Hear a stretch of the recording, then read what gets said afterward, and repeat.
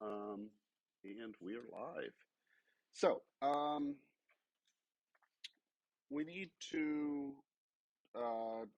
start talking about inverse functions.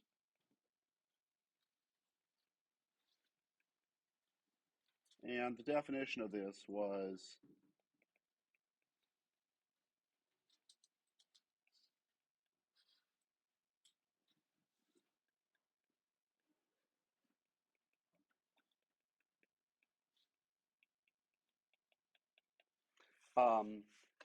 two functions are inverses if when you plug one of them into the other one, and of course there's two orders you could do that in. You could do f of g or you could do g of f. Not always do you get the same thing, but in this case you do, and not only do you get the exact same thing, you always get just x.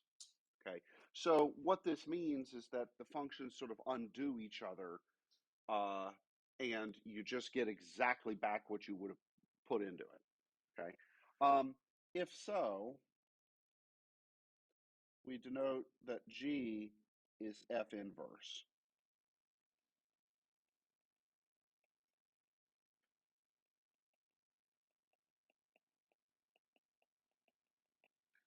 Okay, now, I'm going to be a little careful here. F to the minus 1 does not mean 1 over F, which is unfortunate because a lot of times when we use an exponent of minus 1, it does mean 1 over that thing, right? So this means, like, so I guess the problem is that we use the word inverse in like 5 different ways in math, and I mean it here in the function sense, not in the multiplication sense. Okay, so don't screw that up. Okay, so what the reason that we wanted to mention this is, well, actually, let me just do one quick example. These two functions are inverses of each other, right? And the reason is, what is the natural log of e to the x? What do I do with the x? Yeah, put it out front. And what's the natural log of e? 1. Okay, and then similarly, if I do this, what's e to the log? I just get x. Okay, so those two functions are inverses. Now, there's a whole lot of other ones, and the class that I want to sort of consider today are inverse trig functions. Now, we have a bit of a problem. Okay, so let me take, for example, sine of x. Under what conditions does an inverse exist? Okay, so let me actually just come up here.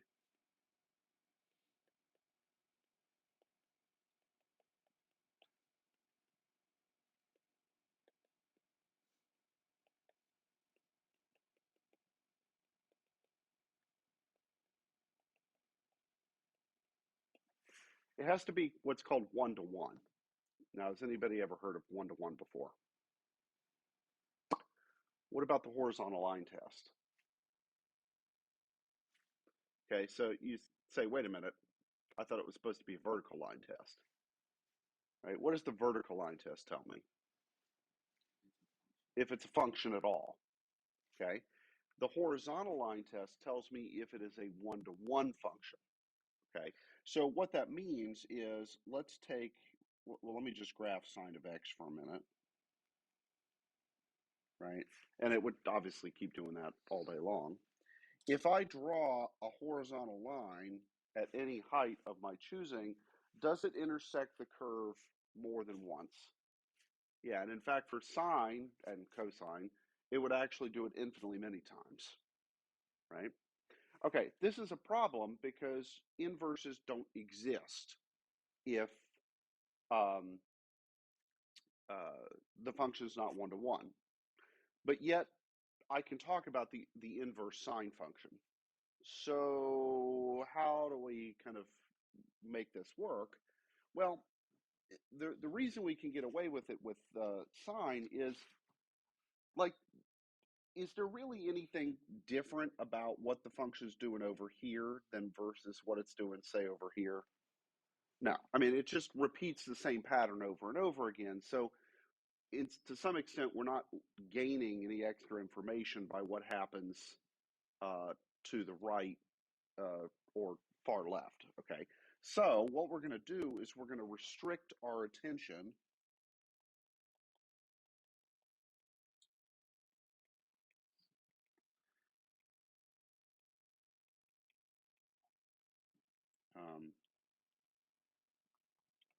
sorry, pi halves. We're going to restrict our domain to only be between negative pi halves and pi halves. And on that domain, what's the graph look like?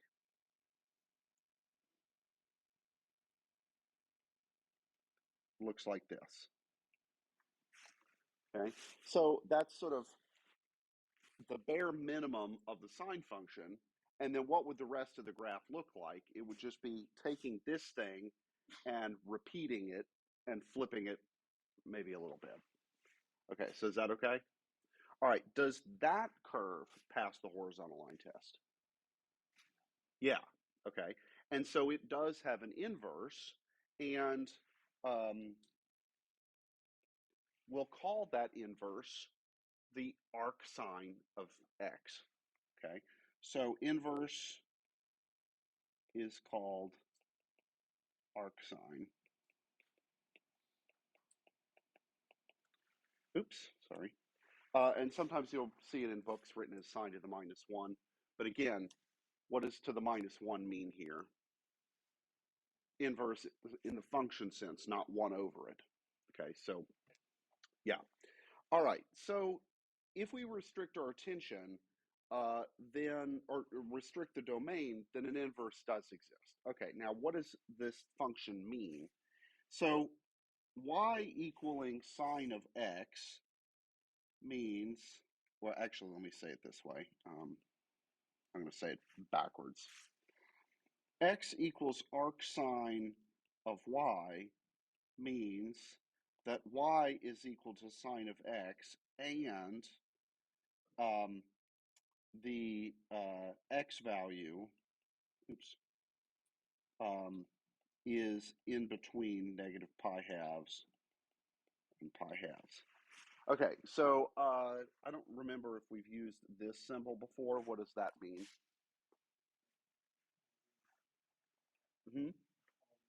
No. It just means that x is inside that set to the right. Okay, so it exists as a member of that collection. Okay. All real numbers is this symbol. Okay, okay, so this restriction is important because that's what guarantees the existence of the inverse in the first place. Okay, so our quest, should we choose to accept it, is to figure out what is the derivative of arc sine. Okay, we're obviously here in a calculus class, so we might want to do a little bit of calculus. What do you think? Okay, all right, so let me just shift over here, and let's start with y equals arc sine of x. Quest, find dy dx. Well, what do we have to get started?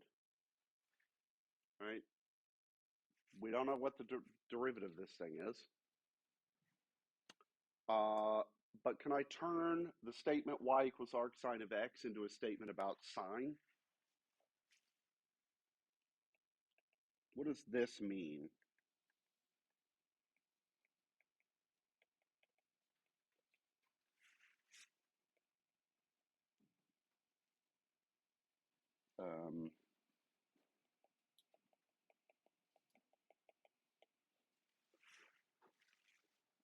That's the definition of arc sine, right? Is that y is arc sine of x means x is sine of y, and the y, the thing that you're plugging into sine, is in between minus pi halves and pi halves. So that okay? Oui? Okay. All right. Can we work with this, okay, to do some derivative taking? Yeah, but when we do this, how are we going to have to do it?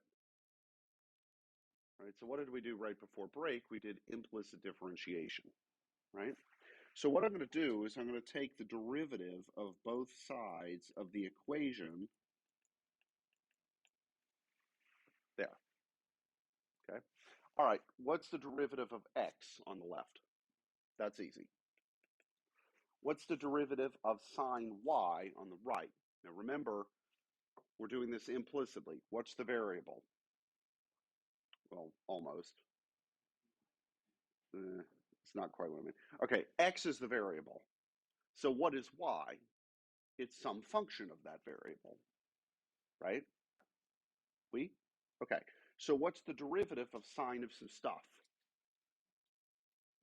Cosine of the stuff times the derivative of the stuff, which is dy dx here. Okay, so again, we're doing this implicitly. Okay, and then our last task is to solve this for dy dx, which in this case is actually pretty easy.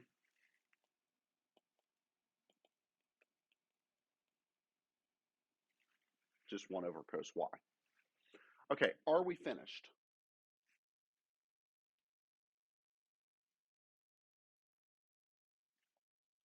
No, because I want this answer to only involve x. Right now it involves y. Okay, but do I know how x and y are related to each other? Yes, I have that, right? X is equal to sine of y. So how am I going to parlay this into getting rid of whatever cos y is? Well, what does it mean for x to be equal to sine y? Like, let's draw a triangle.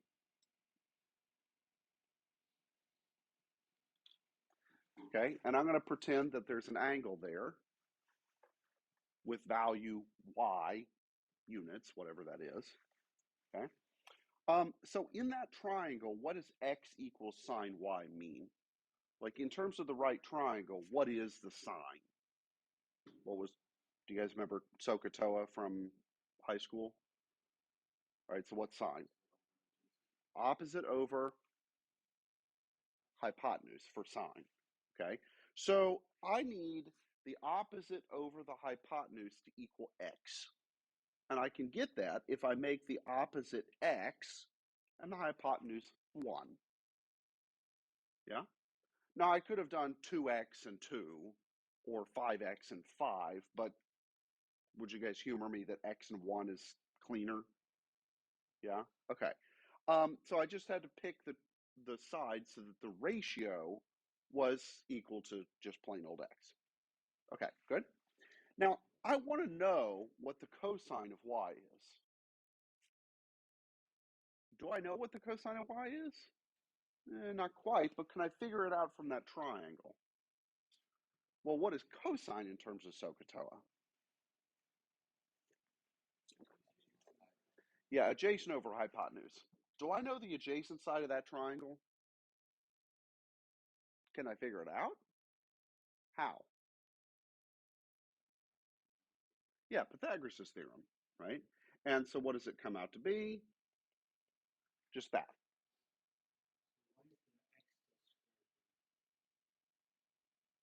Oh, okay. Yeah, because what does Pythagoras' theorem say? So let me call this, yeah, let me call this A for adjacent. I know that a squared plus x squared equals 1. And so I want to solve for a.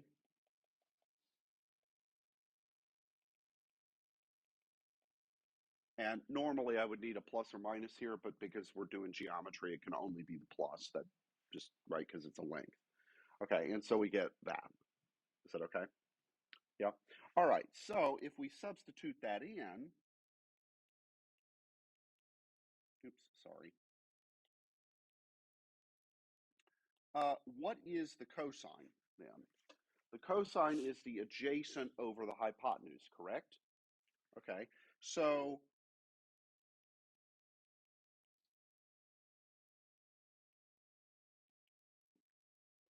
sorry, that's maybe a little messy.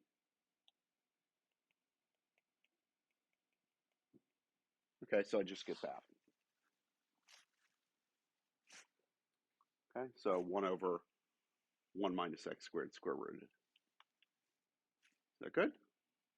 Okay, so this came down to one key thing, which was we have to actually do a little bit of right triangle trigonometry, okay? So that we can get the answer back in terms of just x. Okay, so let's do the exact same thing with arc cosine and arc tangent. Okay, now with arc cosine and arc tangent, we have to make a different restriction on the domain. Okay, so what's the graph of cosine look like? This thing, right? Okay, so it's like sine, but just sort of shifted a little bit. What about of tangent? Well, here, let's just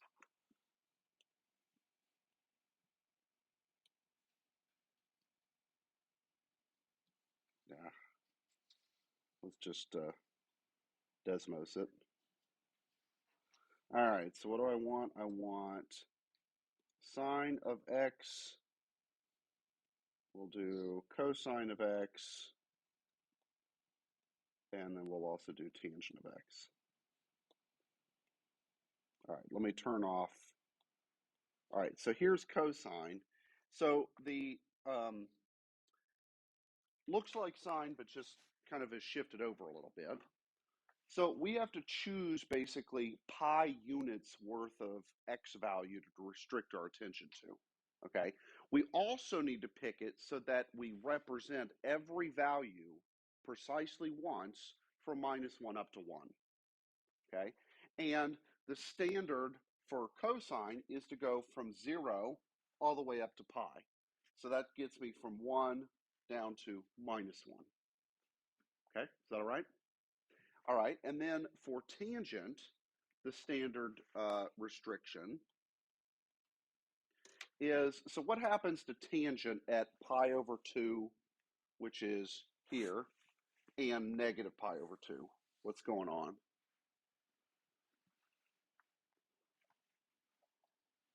Yeah, I see some asymptotes happening, right? Why are there asymptotes there? Well, what is tangent? What's it defined to be?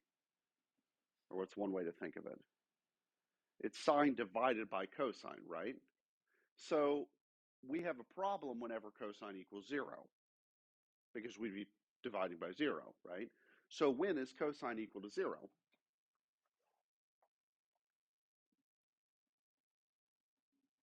Do I need to give you guys like a pop unit circle quiz? Probably. Okay, well, warning, pop unit circle quizzes may happen. Yeah. All right, so when is cosine equal to 0? Pi halves minus pi halves. It's every odd multiple of pi halves. In fact, let me turn the cosine back on. Oops. And notice, where do the asymptotes occur? Everywhere that the cosine equals 0. Okay. All right. So the restriction that we make, the standard one for tangent, is we restrict to everything between negative pi halves and pi halves. Okay. The only difference between it and sine is with sine, it was square brackets. With tangent, it's rounding parentheses. And what's the difference again between those brackets and parentheses? So what does a bracket mean?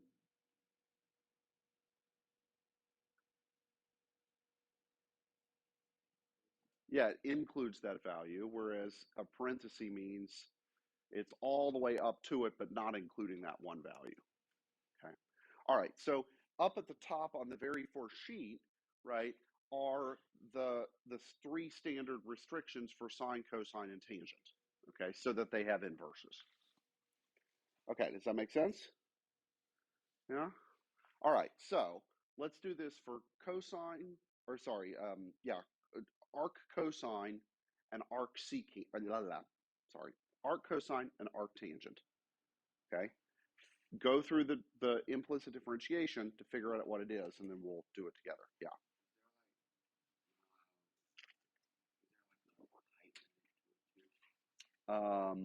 No. So yeah, we only have to restrict the x values. Now, for sine and cosine, it turns out that because they are always between -1 and 1, like that's still true. But for tangent, obviously, the sky's the limit because there's an asymptote. Okay, so yeah, so we only have to restrict the x values for this to work, and then the y values are just whatever they are. Okay, all right, so what's the quest here? What did we just do on the front sheet, the front page? We went through starting with y equals arc sine of x, the implicit differentiation process. Okay, so what we want to do is do the exact same thing for cosine, or arc cosine, and arc tangent. Okay, so give it a whirl. Yes, so start with the very first line you'll write is y equals arc cosine, or arc tangent for the other one, of x. Okay, and then what's the second line? Well, let me go back to the sheet here. We started with y equals arc sine of x, right? What does that mean? It means flip it. Yeah, so that'll be the second line for cosine. X equals cosine y, and y is between what and what? 0 and pi for cosine. Okay, does that make sense? Yeah? All right, so let's take a few minutes and work it out.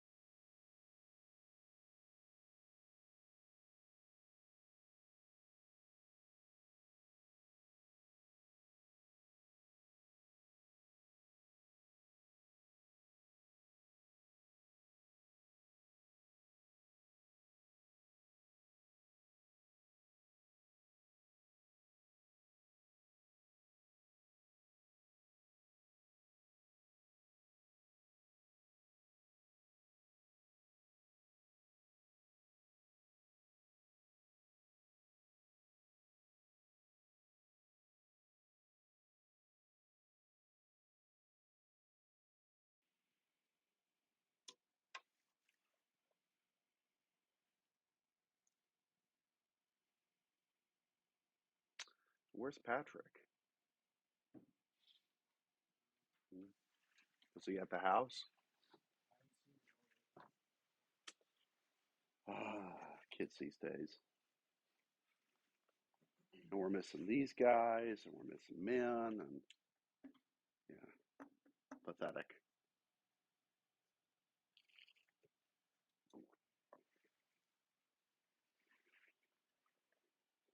Did you get it, Arthur?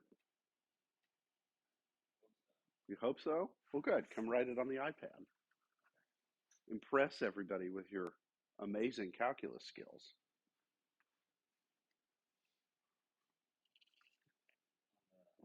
Yeah.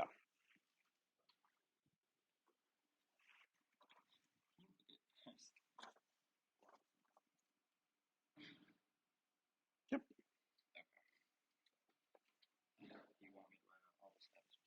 Nope. Write out all the steps. Any old monkey can write down the answer. Okay. So you can sit down if you want. No, like in the All right, so what's the first step?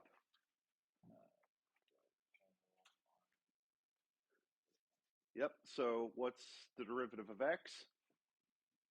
1, that's easy. What's the derivative of cos y? Yeah, negative sine times dy dx. Okay. And then solve for dy dx. And we just get negative 1 over sine y. And then how are we going to figure out what sine of y is, pray tell? Yes, triangles. Okay. So here we need our cosine to equal x. So where should we put the x and the 1? Yeah, make the adjacent x and the hypotenuse 1.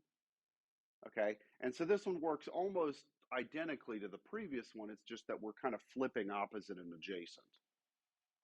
Okay, and so we just get that, the negative of what we had before.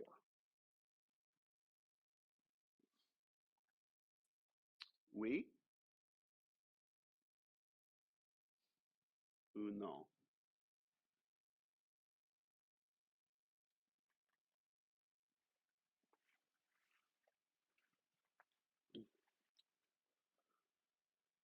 Okay, so question, preguntas, fragen?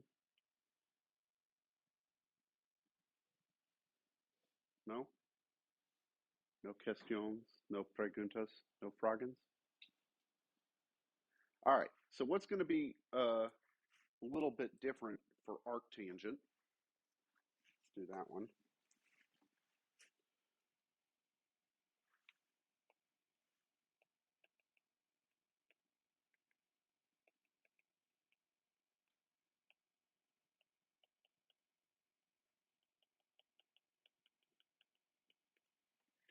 Okay, so this time when I take the derivative, what's the derivative of x? 1, right? That's easy. What's the derivative of tangent? Secant squared of the stuff times the derivative of the stuff. Okay, so this time we got a square instead of a regular. Okay, whatever. All right, and so dy dx is equal to what? 1 over secant squared. Okay, what's another name for 1 over secant? What is secant? Cosine. So 1 over secant is the same as cosine, right? And so hence 1 over secant squared is the same as just cosine squared. Okay? All right. Now we still got to do the triangle game. Now this time it works out slightly differently because what is tangent in terms of Sohcahtoa? Opposite over adjacent. Okay? So I'll put x is my opposite and 1 is my adjacent because the ratio of those is just x over 1 equals x. Okay? What's that make the hypotenuse?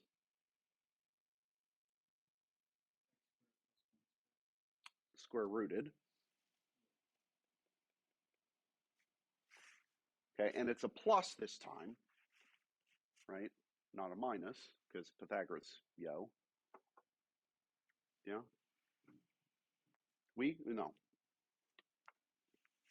You guys ever heard any stories about Pythagoras? Hmm? So the Pythagoreans were just as much a religious cult as they were like a bunch of guys who loved math. They were vegetarians, which is interesting, but they didn't eat beans. Why do you think? Huh?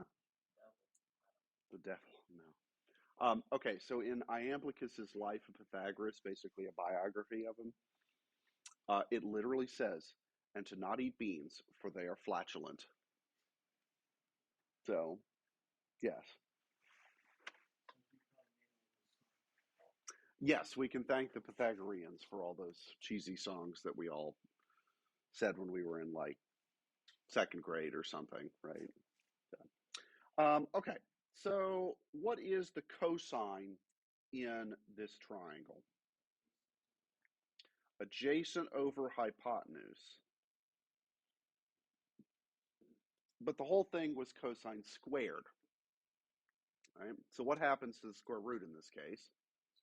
It just cancels, okay? And so we just get that, okay? All right, but how did we do all of these, basically? Implicit differentiation. That's what the main upshot was, okay? All right, so let's flip over to the third page. Okay. Are we good on this sheet? Can I move to a clean one? Yeah. All right.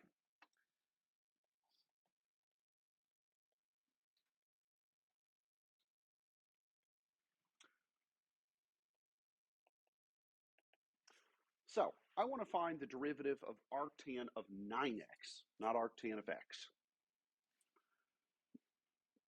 I have two ways to solve this. One would be to go through all the rigmarole that we just did and say, oh, well, okay, 9x equals tangent of y and blah, blah, blah, blah, blah, right? Do I have to do all of that? Hopefully not, right? Okay, so what do I have to do instead? Well, what is the derivative of arctangent of some stuff? 1 over 1 plus the stuff squared times the derivative of the stuff. Okay, so think of this in the same way that, what did we say the derivative of tangent was? Secant squared, right?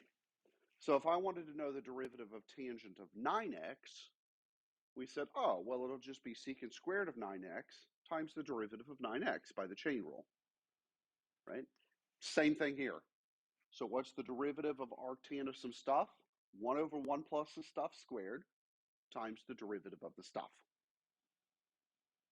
Okay, because we worked out what we did on the previous sheet.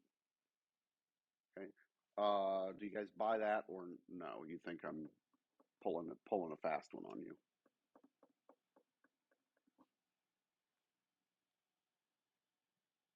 You're not awake enough to comprehend.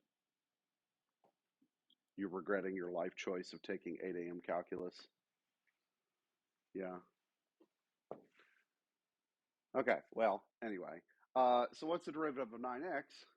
9. All right. And so this is just 9 over 1 plus 81x squared. Or you could leave it as 9x parentheses squared. Either way, it's fine. Okay. All right. So what about this tangent line thing? So I want to find an equation for the tangent line to y equals arc cos x at the point root 2,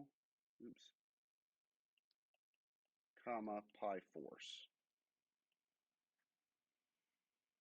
All right, so what do I need to do to construct an equation of a tangent line? I need the slope. And where do I get the slope? Yeah, so the derivative, what's the derivative of arc cosine of x based on what we did earlier?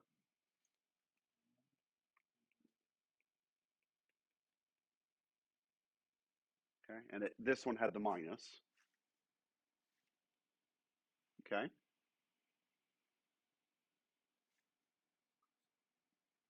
See? All right, now that's the derivative, but what do I need to plug into it? Yeah, my x value. Okay, so the slope is equal to dy dx with root 2 over 2 plugged in. And now we have to do a little bit of algebra.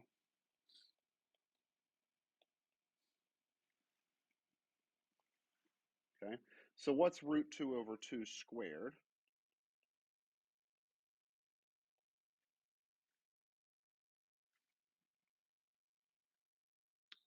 2 over 4,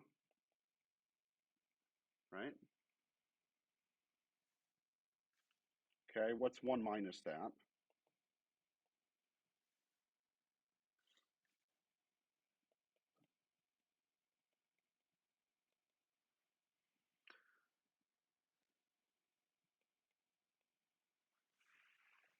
Okay, and division, because I've got a double division going on, right? How do I divide by a fraction? Yeah, I just multiply by the reciprocal instead. And then, of course, what's the square root of 1? So I don't have to worry about that. And so I just get negative root 2. Okay, so that's my slope. What was the point? It was this guy. So what's my equation? Y minus what? Pi over 4, the y coordinate, equals the slope times x minus the x coordinate.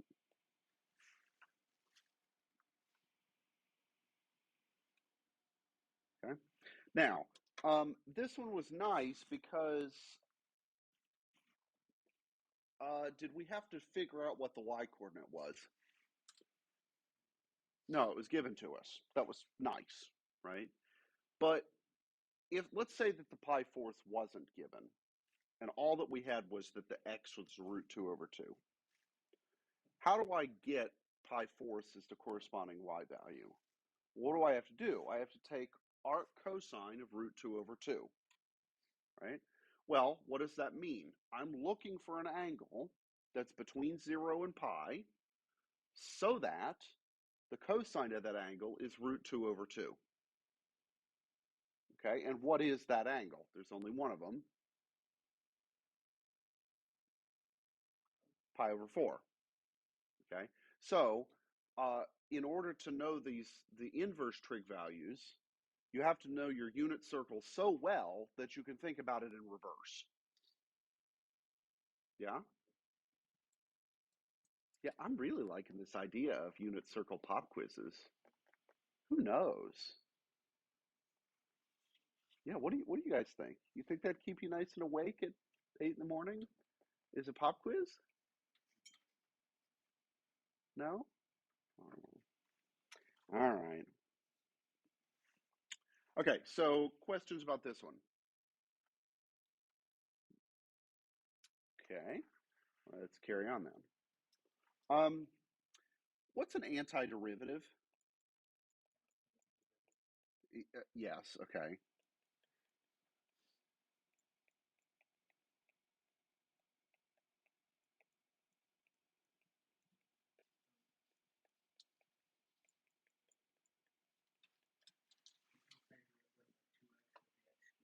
Yes, okay. Because what's the derivative of x squared? 2x, right? So now, why do I say an antiderivative here instead of the antiderivative? Okay, so the example you just gave, right, is that x squared is an antiderivative of 2x, right? Because what's the derivative of x squared? But can you give me another function whose derivative is also 2x? If you think about it, x squared plus 2, right? Or x squared plus any other number, right? Because what's the derivative of the constant part? 0, okay? So when I go from a function to its derivative, I only get one answer. But if I go from a function to antiderivatives, I get infinitely many. They all look kind of the same. It's just they might differ from each other by a constant, right? So x squared is an antiderivative of 2x, but so is x squared plus 2, or x squared plus 7, or x squared plus 1832, whatever. Okay, so this is why we say an antiderivative. Now, to some extent, right, is there really much difference between x squared and x squared plus 2? No, they're basically the same function, okay?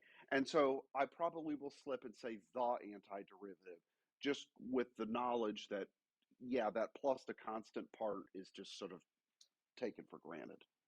Okay. All right. So, Quest.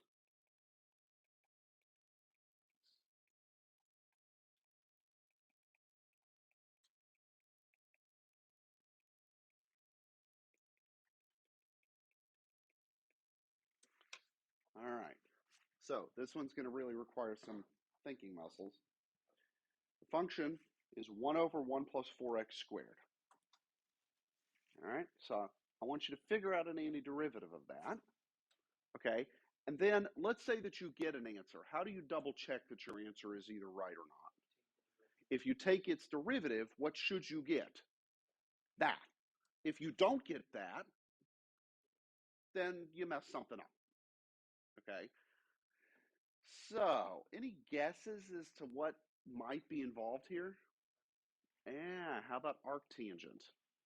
Okay, but arctangent of what? 2x. Okay. Why 2 and not 4? Yeah, because the square part, right? So the first thing to do is to think of that as being 1 over 2x in parentheses squared. Okay, so what do you think the answer is?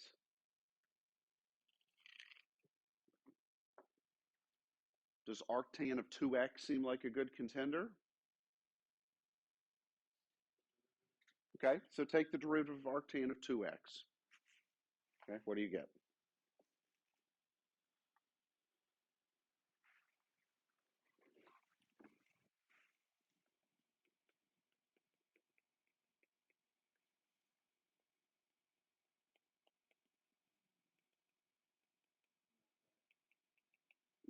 But you almost do, because what's the derivative of arctan of 2x? 1 over 1 plus the stuff squared times 2, the derivative of the stuff. Okay, and what does this come out to be?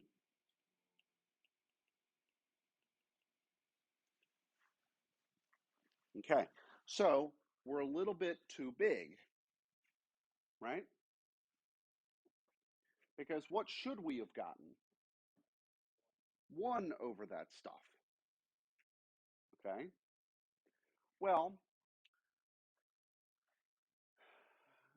so basically what's the problem? The problem is that 2. Where did that 2 come from?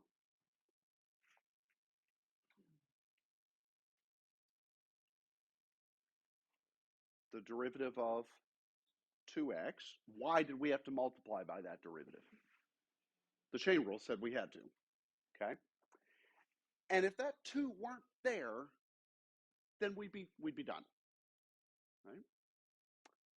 Okay, so what this means is that our guess was almost right, but we need to make one minor tweak to it. And I want so that in the end, this 2 disappears. So how could I change the function to make sure that that would happen?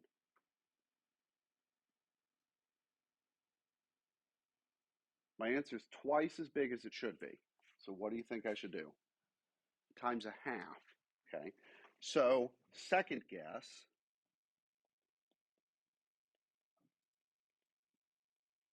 is to try this. Okay.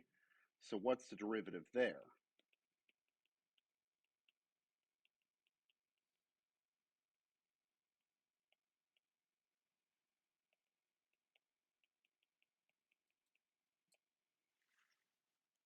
So does that work? Yeah. Okay.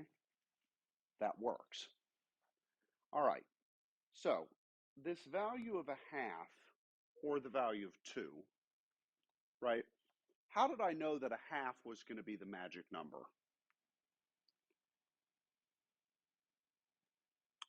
Well, what was I trying to do with the half? I was trying to cancel the annoying 2 that was not where it was supposed to be. Okay, good. So, where did the 2 come from? The chain rule. Okay, so this half, in a sense, if the chain rule says to multiply by 2, then when we're doing antiderivatives, we actually end up wanting to divide by 2. So the chain rule kind of works in reverse. We'll see a lot more of this later on in the semester. Okay, but you see how we had to kind of think in reverse? Yeah? Okay. Yeah, so I guess moral of the story here is, let's say you make a guess and everything looks right, but you're just off by a constant. That's an easy fix. Okay, you just multiply by the reciprocal of the constant to fix it. If anything else is wrong, then you're just boned, and you fail. Sorry. Okay, so any questions there? No? All right. So let's look at the last one. Here, number 4. What did we get for these two derivatives? What was the first one?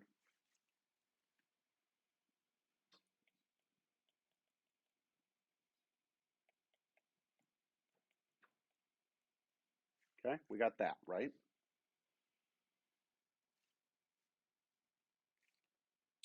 Okay. So, are those in fact the negatives of each other? Yes. Okay. So, what this means is, let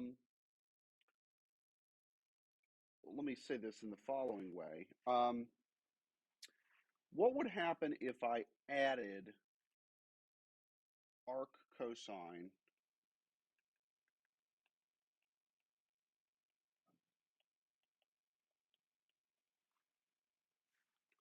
together, those two functions together? Okay. Now, these are two functions. What do they add up to? I don't know. Now, I claimed that actually it's going to be a constant number.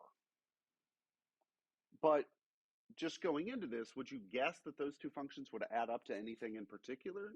Probably not. Okay, but what do I know about the derivative of arc sine plus arc cosine x? Well, what's the derivative of arc sine? That thing. And what's the derivative of arc cosine?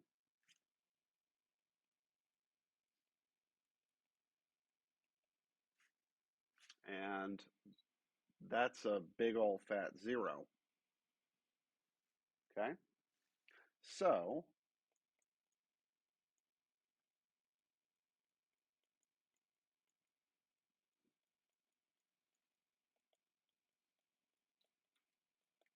what function has derivative equal to 0?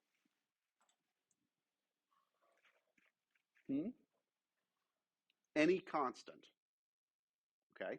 So, if I took the derivative of the sum and I got 0, that means that the original two functions have to add up not to anything weird, but in fact to equal a constant.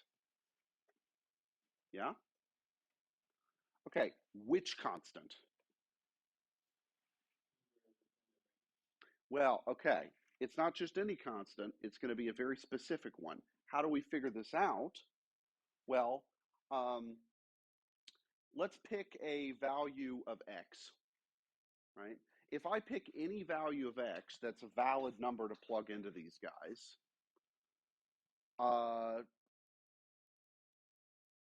let's just crunch it and see what happens, right? So what value do I want to plug in here? I can plug in what seems like a good choice.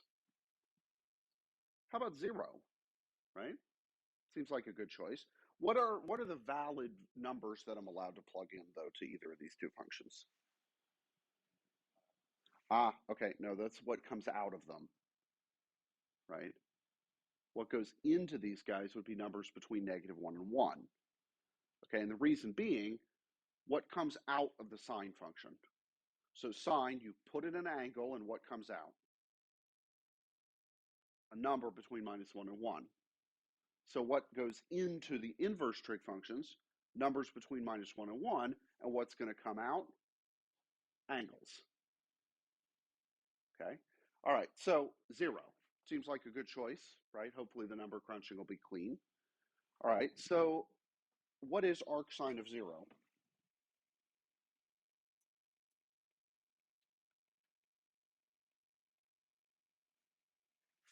Well, what am I asking when I say what's arc sine of 0? I'm saying find me an angle so that the sine of it is 0 and the angle has to be between minus pi halves and pi halves.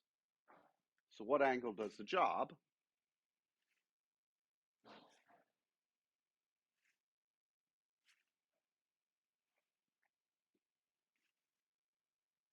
Okay, because what's sine of 0? 0, right? All right, cosine's a bit more fun. What angle makes cosine equal to 0? No, not 1.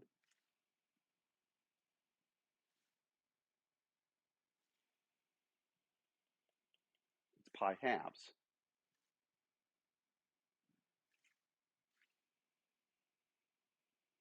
Yeah? You guys need to study your damn unit circles. Okay. All right, so what's the constant?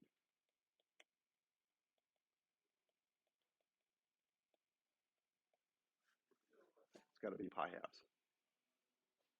Okay? All right, well, it's 8:50. Let's quit. I'll see you guys on Wednesday.